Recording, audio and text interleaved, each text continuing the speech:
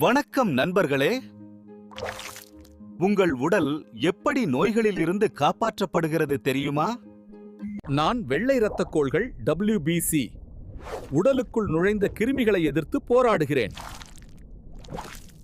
சில நேரங்களில் நோய்க்கோள்கள் வந்து இரத்தத்தில் பயங்கரமாக செல்கின்றன. ஆனால் நாங்கள் தயார். நாங்கள் ஒவ்வொன்றையும் கவனித்து உடலை பாதுகாப்போம். நோய் எதிர்ப்பு சக்தி மிக முக்கியம். சிறந்த உணவு மற்றும் வைட்டமின்கள் எனக்கு சக்தி தருகிறது. இதனால் நான் நோய்களை எதிர்கொள்ள தயார். சிறிய ஓய்வு, நல்ல தூக்கம் நோய் எதிர்ப்பு சக்தியை அதிகரிக்கும். உடல் முழுமையாக ஆரோக்கியமாகும்.